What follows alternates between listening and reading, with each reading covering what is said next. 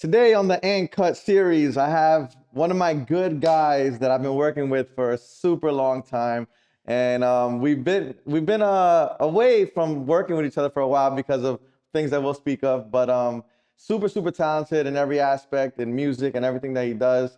Every visual that we've shot in the past years have been fire, and I'm excited for you guys to get to know him a lot more and me as well. And I got my guy here, Ness Wilson. My guy. What's up, my brother? What's going on? Chilling, brother. Thank you for being here. It's been a while. Yes, sir. It's been a long time. Yes, for people that don't know, we've been working since I'm gonna say it was like, I think Greenlight might have been our first video. 2015, maybe I would say 2016, around that time. Around that time, right? Yeah, the teens. Was it Greenlight? Was that the I first? think Greenlight was like maybe our first video we shot. Yeah. Yeah, I believe that so. was a very long time ago, and Yeah. I remember the first time that we kind of linked up and you showed me your music. Yeah. It was cool because to me, like when I met you, you seemed like you was already super seasoned. Like, what's your history in music prior to like you even recording yourself? Well, it takes me back to like early childhood. So I started out like playing drums early on, and then we got into like places like church. Okay. So church was like the entry point or the discovery point of like understanding musicianship and playing with bands and hearing singers and background singers, choirs, different things like that. So yeah, that was the introduction. And then from there, it was just like meeting up with friends in school. Right. Let's go to the studio. And it was like, I figured to myself, this is kind of like something that I'm comfortable doing. Like, this is my passion, really. You felt it from the beginning? Yeah, from the beginning, because it was kind of like, my family is a musical family. So right. My uncles, they had their own group, gospel group. Oh, cool. So growing up seeing them, that was just all I needed really to kind of like give me a direction, and just, from there, just. Yeah, you've been soaking up music from a child then. Yeah. Dope. Ever since. And so when was like the first time you actually sat and recorded like an actual song? Like. Well, I know I was living with my grandmother. Living with my grandmother at the time. I was like probably like 15 maybe, and I had wrote my first, like, just wrote down some notes, like wrote down. It wasn't too much of a song per se, but it was an idea. Okay. And I think that was the first introduction to like me writing music. And then, I would like go to the lunchroom, and my boys would be there, and I'd be like, "Yo, bro, listen to this." So like, they were like, "Yo, you did that?" Like, yeah. Now, what was the first like kind of music? Were you like rapping at first, or were you singing from the beginning?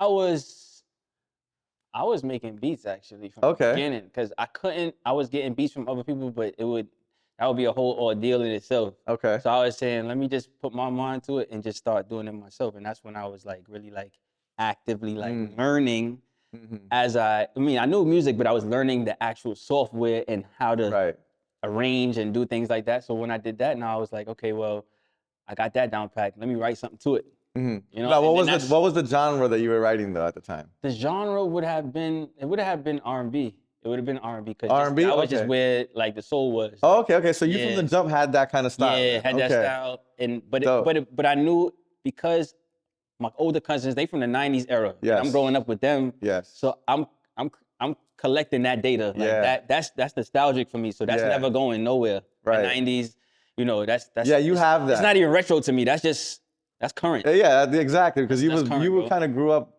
at that time, that era and that music.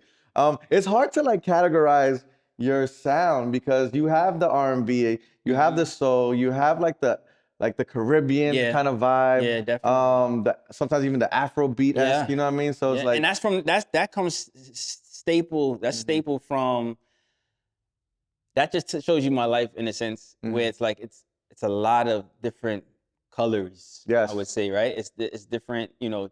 It's like different aspects of a person's life, and you can actually put it in a 3-minute kind of segment where it's like, okay, I kind of could get an understanding of like his musical ears. Yeah. Kind of thing. No, you're really, really like experienced with the pen. Like like honestly, like I have like a lot of your music like on my playlist. On Yeah. like you in rotation with like major artists on Word. my phone, bro. Like Appreciate and my lady knows your music word for word. So it's like you're Appreciate very like advanced, bro, in your writing. Have you ever wrote for anybody else?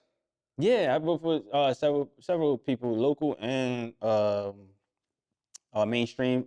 My first and biggest placement I feel would be uh, that year was I forgot the year, but I was with Nicki Minaj, Mm-hmm. and we collaborated on her Roman Reloaded album. That's what it Oh, was. dope, man. So we collaborated with that. So you And helped that like was with like the writing on some of those yeah, records? that it was pretty much my song, my beat, everything. Oh, wow. We introduced it to them, and they loved it at the time. And yeah, man, that was kind of like my entry point to the industry Mhm. and to like social media, because at the time it was like I think she had retweeted something on my Twitter, Wow. and my I Twitter think I just flooded. remember It you just telling flooded. me that when we met. Yeah. It just flooded, and I was like, I ain't know what to do. I thought the Twitter thing was going to crash. I was like, damn, I'm using this platform to like, Dope, man. interact. And I'm like, yo, did you see she just retweeted it? So I'm like, okay, that's Oh, dope. that's So that cool. was kind of like very exciting at the time. And So did you ever want to like from that point were you like, maybe I can write songs for people and stay behind the scenes? oh yeah, that was Yeah? definitely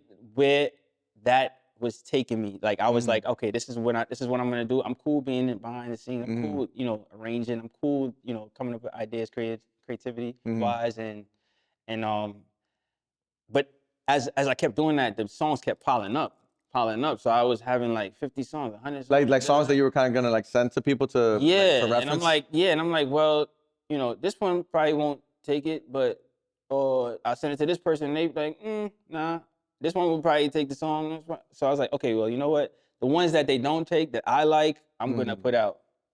And that's where I got the traction and SoundCloud era, and then Yeah. we had the Spotify and Mhm.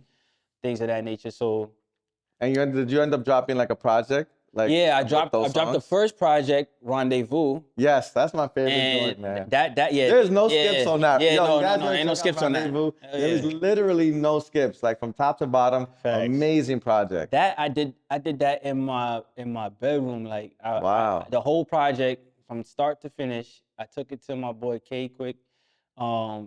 He mixed it down for me in the studio, and then we released that the first time. That took a lot, like that took a lot out of me as far as like I had to put like all the negative thoughts aside and say, Mhm. yo, just go for it, because Mhm. Were you like scared to put it out or something or? I wasn't scared. I was just kind of like, I didn't know what that would do. I didn't know Okay. what it, like, Okay. I don't know.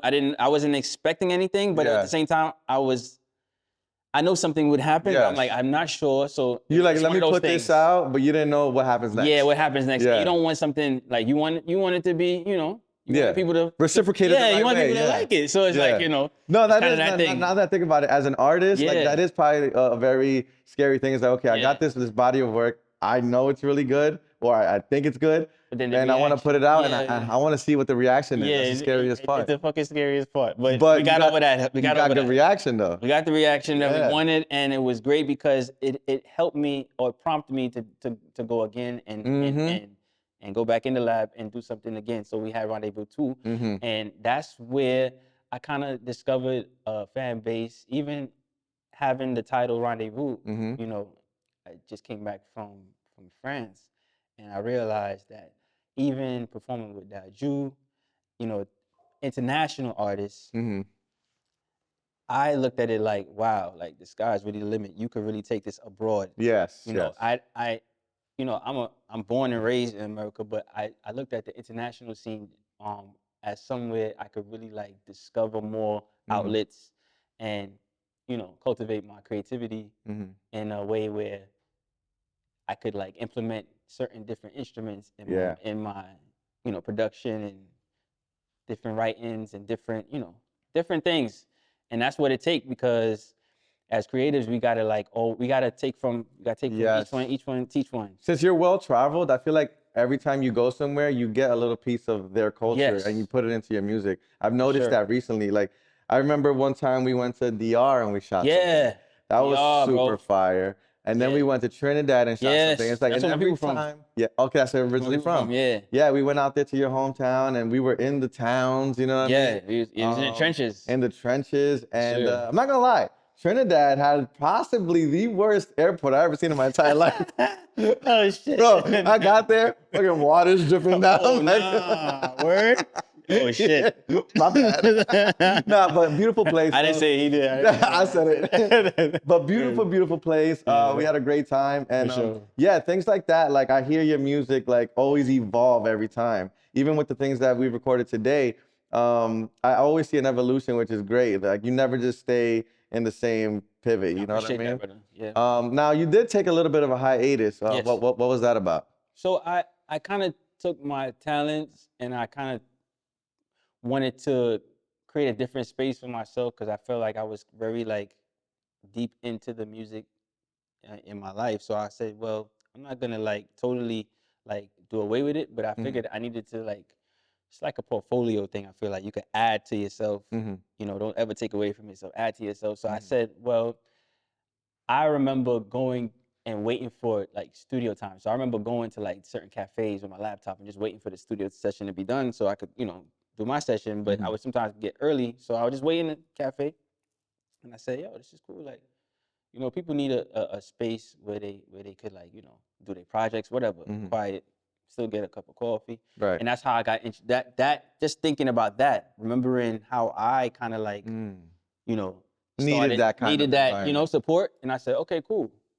I like coffee. Coffee is good. And that's where I said to myself, let's go into something different. Into the coffee business. Into the coffee business. And that's what we got, you know, we got. Beautiful. got So yeah, high so grade. talk to me about this. So high grade. Yeah, man. High grade coffee. So this started when? We started this like 2019, right prior to COVID, right? Yes. And that was something else. COVID was something else, man. But So you started off a business. You Yeah. opened up a storefront in Brooklyn, right? Yeah. I remember passing by one when you first opened. We opened our first flagship store in Flatbush, Brooklyn. That's where I'm raised, Flatbush. So And it's like in the heart of Flatbush heart of too, Flatbush. Heart of Flatbush for yes, we started what 2019 to 2024, and then between that time we opened the second location nice. in Bedford-Stuyvesant. Wow. area. So you got two locations right now. Two locations. Beautiful. And since then we decided to pivot and go into retail. Okay. And So that's- you're actually selling the Yeah, we got these bags now for beautiful. sale. No, and- these are amazing. I mean, the packaging looks like. Are these in supermarkets? We got these in supermarkets now. Wow, We got in our local supermarkets. And, This is and amazing. so major distribution. For And these sure. are actually roasted in Brooklyn. Yeah, in definitely. where you guys are. Home, yeah. Man, everything is home based. This is a beautiful thing, man. Yes, sir. I love to see, you know, entrepreneurs, and me as one, people, you know, have an idea and then bringing it to life and seeing the success that you've had.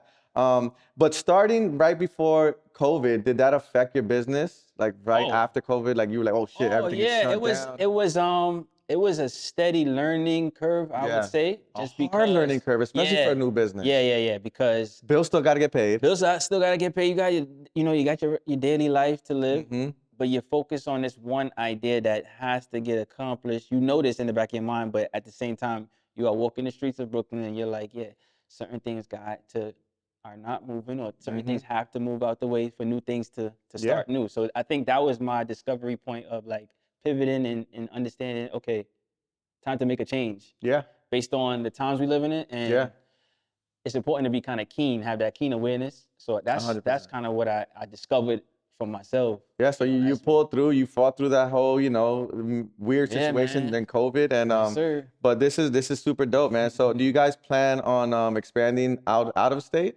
Yeah, international. I would love to see everybody have a couple, or at least have tried. What would they have? I mean, Brooklyn got it first. That's so cool. They got the taste first, but I want this to really go abroad and everybody shit in high grade coffee. We have a light roast in the yellow packaging. We got our medium roast and our dark roast coming.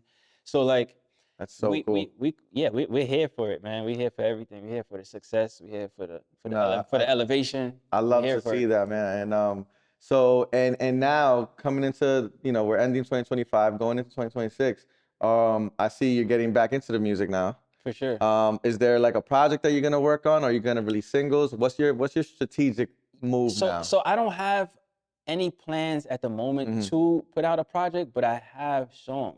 Okay. So I just might keep releasing singles until we build up a heart for the project and see where the sound, see where it goes. Right. You know, see what the what the people's ears pick up and but this song that we gonna And do is gonna we be fire. definitely are in a different space now in the industry and Hell yeah. music and with the internet. Hell yeah.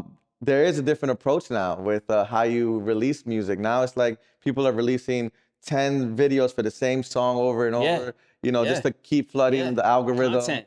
So that's is content something that you're really gonna be big on? That is definitely the focal point for sure. Yeah, my because it's brother. not like before where Nah. we just put one big music video out and just hoping Yeah, that it gets placed. You have to like really flood the You internet. gotta flood it. You gotta flood it. Yeah. And that in itself is a marketing tool as well. I feel like we had did Power. You guys go check out Power. Yeah.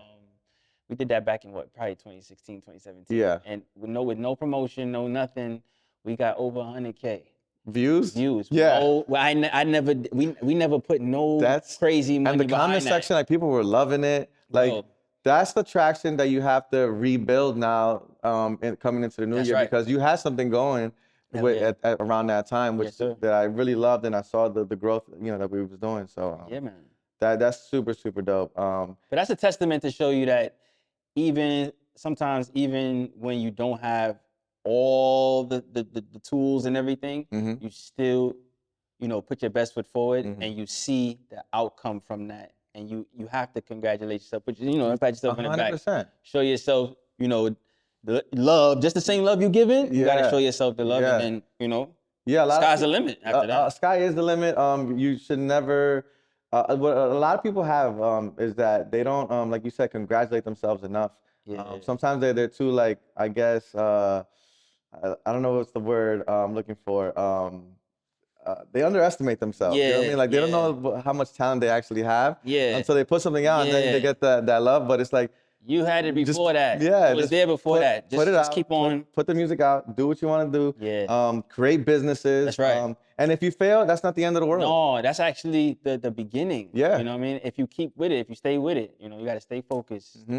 Keep with it, man. And I feel like just for the younger generation, coming up, I feel like they need to know that more than ever now before because the times we're living in. But I feel like encouraging and motivating is what we need to do for them and have them understand that it's important to create and just keep creating. Yeah. Whatever it is, create. 100%, man. But man, I appreciate you, stopping by. My God. This was something We that family was long though. overdue. We family. Yeah, so we it's are all good. super family, and that's why I was really looking forward to this. And I'm excited to see the work that we do in 2026. And you're gonna drink some coffee. And I'm gonna definitely drink some coffee. I live in Miami, so I'm gonna bring these back home. Me and my lady are gonna sit down, and then we'll call you. Bro, I'm telling you, we're always listening to your music. Cappuccino. Yeah. Yeah, man. My brother. Yo. All love, man. Love, brother. Yes, sir. Yes, sir. And cut. That That was dope, man. was fire. Those are yours. Those are yours, man.